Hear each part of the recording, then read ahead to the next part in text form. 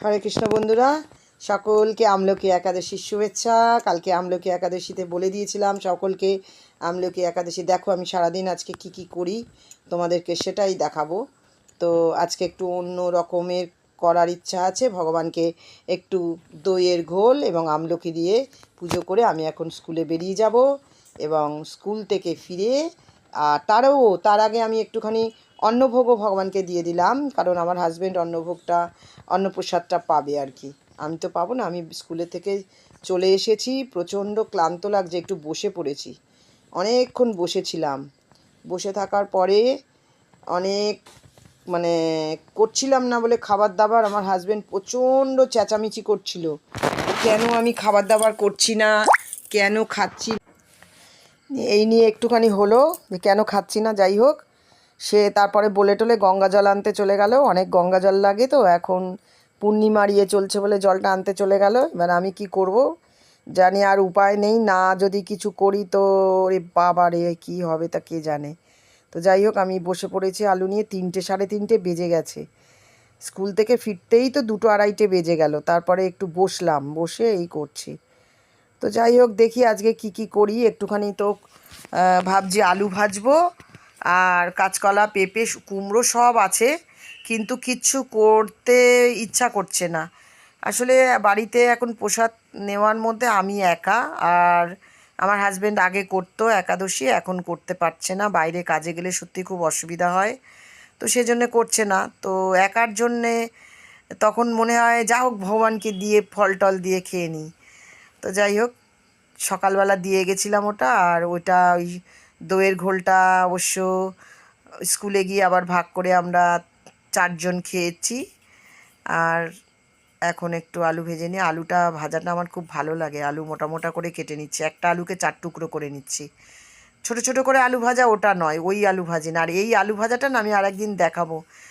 আলু যেটা বলে পটেটো ফ্রেঞ্চ ফ্রাই, যেটা ওটা করব আজকে। ওটা করছি না, ওইটা করার জন্য যে উপকরণ দরকার একাদশীর দিনে বিশেষ করে, তো সেটা তো আমার নেই। ওই জন্যে আমি এমনি সাধারণভাবেই একটু মুচমুচে করে লাল লাল করে এই যে 4 টুকরো করছি। একটা আলুকে বড় বড় করে কাটা হয়ে গেল, তোমাদের দেখালাম। এবার আমি চলে যাব, আলুগুলো একটু ধুয়ে নেব। আর ভালো করে ধুয়ে নিচ্ছি, কাঁচকলা কেটেছি, হাতটা লাল হয়ে গেছে। তো এটা করে নিয়ে আমি চলে যাব রান্নাঘরে। তো রান্নাঘরে কড়াটা বসিয়ে দিয়েছি এবং জলও দিয়ে দিয়েছি। আলুটাকে আমি ওরকম ভাজবো না। আলুটাকে একটুখানি আমি হাফ ডান করে নেবো, হাফ সেদ্ধ। তাতে কি হয়, আলুর ভেতরটা এত নরম হয়, তুলতুলে হয় একেবারে, আর ওপরটা ভাজা মচমচে হয়। তো এবারে আমি একটু সন্দক নুন দিয়ে দিলাম এবং এটাকে চাপা দিয়ে দেবো, একটু ফুটে উঠুক। আর এটা ফুটে উঠতে উঠতে আমি ঠাকুর ঘরে চলে যাই, আর একটা জিনিস বানাবো।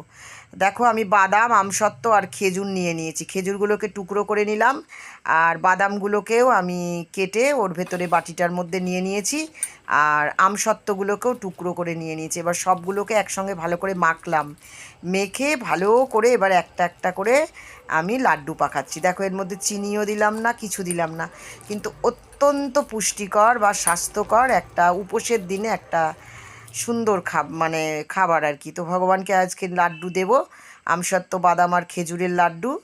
তো লাড্ডুগুলো পাকানো হয়ে গেছে। এবারে আমি আবার রান্নাঘরে চলে যাব, কারণ আলুটাকে আমি সেদ্ধ হতে দিয়েছিলাম। এবার ওই আলুটাকে আমি এবারে জল ঝরিয়ে ঝরিয়ে ভালো করে তুলে নিচ্ছি। আলুগুলো হাফ ডান হয়ে গেছে, তো ভালো করে জল ঝরিয়ে তুলে নিই, যেহেতু ভাজবো যেন একটুও না জল থাকে। তো এবার কড়াতে আমি তেল দিয়ে দিলাম। তেলটা আমি আমি এটা সানফ্লাওয়ার অয়েলে করছি, কারণ কি আজকে তো একাদশীর দিনে আমি সানফ্লাওয়ার অয়েল ছাড়া কিন্তু খাবো না আমরা, হয় ঘি নয় সানফ্লাওয়ার অয়েল।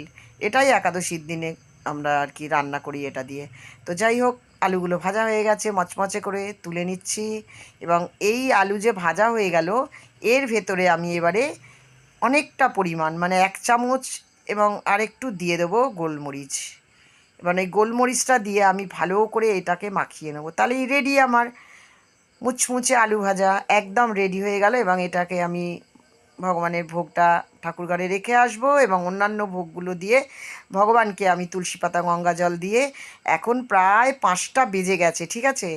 তো এক্ষুনি বাড়ি চলে আসবে, এসে চেঁচামেচি করবে যেই দেখবে আপনার এখনও খাওয়া হয়নি। তো আমি ভগবানকে তাড়াতাড়ি করে ভোগটা লাগিয়ে দিলাম, ভোগ নিবেদন করে দিলাম আর কি।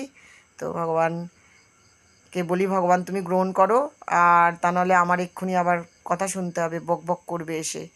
তো যাই হোক, এই পর্দা দিয়ে দিলাম, ভগবান গ্রহণ করেছে, খুলে দিয়েছি। দেখো কাঁচকলা ভাজাগুলো কি সুন্দর হয়েছে, আলু ভাজাগুলো দেখো কি সুন্দর হয়েছে। আর এই সসটা আমি নিজে বাড়িতে তৈরি করলাম ওই আলু ভাজাটা দিয়ে নেওয়ার জন্য। তা প্রচণ্ড খিদে পেয়েছে, বসে পড়েছি খেতে। সব আলু ভাজা অনেকটা নিয়েছিলাম, কাঁচকলা ভাজা নিয়েছিলাম, সস দিয়ে মাখিয়ে মাখিয়ে খাচ্ছি। তো প্রচণ্ড খিদে পেয়েছিল, তোমরা দেখতেই পাচ্ছ। তো সবাই তোমরা এরকমভাবে একাদশীটা পালন করো। এরকম খাবার থাকলে সত্যি একাদশী করাটা কোনো ব্যাপার নয়, তাই না?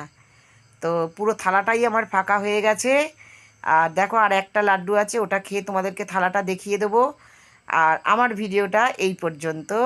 যদি ভালো লাগে তাহলে বারবার দেখো আর আমাকে সাপোর্ট করো আর সঙ্গে থেকো, ঠিক আছে? আর এরকমভাবেই আমি আজকের একাদশীটা এইভাবে পালন করলাম এবং অনেক খাওয়া দাওয়াও হলো। ভালো থেকো সবাই, রাধে রাধে।